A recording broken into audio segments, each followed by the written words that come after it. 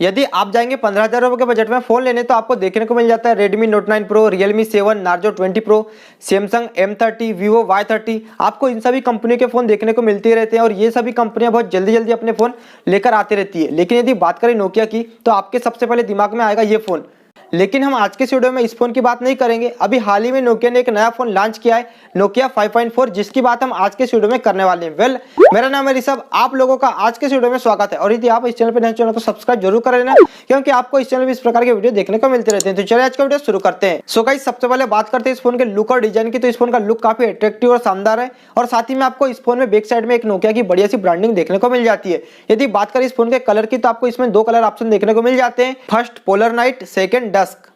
अब बात करें इस फोन के कैमरास की तो आपको इस फोन में फ्रंट में 16 मेगापिक्सल का कैमरा देखने को मिल जाता है और साथ ही में यदि बात करें रियर कैमरा की तो आपको इस फोन में रियर कैमरा देखने को मिल जाएगा 48+5+2+2 मेगापिक्सल का। तो इस फोन के कैमरास तो ठीक ठाक है, बाकी इसी प्राइस में आपको दूसरी कंपनी में भी सेम कैमरास देखने को मिल जाते हैं। साथ ही में आपको ये फोन देखने को मिलता है दो वेरियंट के साथ, 6GB रैम 64GB स्टोरेज, जिसका प्राइस हो जाता है 15,499 रुपए, और second variant 4GB RAM 64GB storage, जिसका प्राइस हो जाता है 13,999 रुपए। लेकिन आपको इस फोन में रैम और स्टोरेज के लिए थोड़ा सा सोचना पड़ेगा, क्योंकि आप जब 15,000 रुपए खर्च करेंगे तो आपको चाहिए होगी 6GB रैम 128GB स्टोरेज। तो इस फोन में आपको 4GB रैम मिल जाती है, 6GB रैम मिल जाती है, और स्टोरेज की बात करें तो आप 64GB स्टोरेज देखने को मिलता है। तो ये फोन रैम और रोम के मामले में थोड़ा सा पीछे हो जाता है बाकी कंपनियों में, क्योंकि आप बाकी कंपनियों में देखेंगे तो आपको इसी प्राइस में इससे ज्यादा रैम और रोम वाले फोन देखने को मिल जाते हैं। साथ ही में आपको देखने को मिल जाती है इस फोन में 4000 mAh की एक बड़ी बैटरी। आप 14,000 रुपए देंगे तो आपको देखने को मिलेगी सिर्फ 4000 mAh की बैटरी, और साथ ही में आपको इस फोन में मिल जाता है C टाइप चार्जिंग पोर्ट का ऑप्शन। अब यदि बात करें इस फोन में प्रोसेसर की तो आपको इसमें देखने को मिल जाता है स्नैपड्रैगन का 662 प्रोसेसर।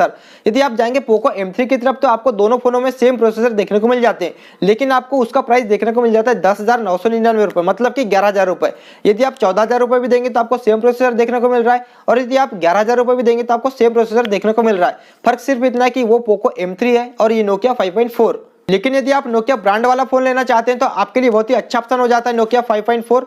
और यदि आप चाहते हैं कि 15,000 के बजट में मुझे एक अच्छा फोन मिले तो आपके पास इससे अच्छे ऑप्शन और भी होंगे। यदि आप नोकिया 5.4 और पोको M3 का कंपैरिजन करेंगे तो आपको दोनों फोनों में सेम क्वालिटी देखने को मिल जाती है। फर्क सिर्फ इतना होता है कि आपको नोकिया 5.4 में फ्रंट में 16 मेगापिक्सल देखने को मिलता है और पोको M3 में आपको फ्रंट में 8 मेगापिक्सल देखने को मिलता है। फर्क सिर्फ इतना होता है कि आपको दोनों में कैमरा डिफरेंट देखने को मिलता है। लेकिन यदि प्राइस की बात करें तो आपको दोनों फोनों में 3,000 रुपए का डिफरेंट देखने को मिल जाता है। लेकिन यदि आप 14,000 रुपए खर्च करना चाहते हैं तो आपके पास नोकिया 5.4 से एक अच्छा ऑप्शन हो जाता है नार्जो 20 प्रो का।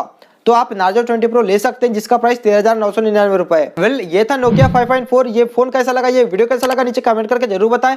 और यदि आपने अभी तक वीडियो को लाइक नहीं किया तो लाइक कर दीजिए और दोस्तों के साथ शेयर कर दीजिए। और यदि आप इस चैनल पर नए चैनल को सब्सक्राइब और बेल आइकन को प्रेस करना बिल्कुल भी नहीं भूलें। चलो दोस्तों, फिर मिलते हैं बहुत जल्दी एक नए वीडियो के साथ। जय हिंद, वंदे मातरम।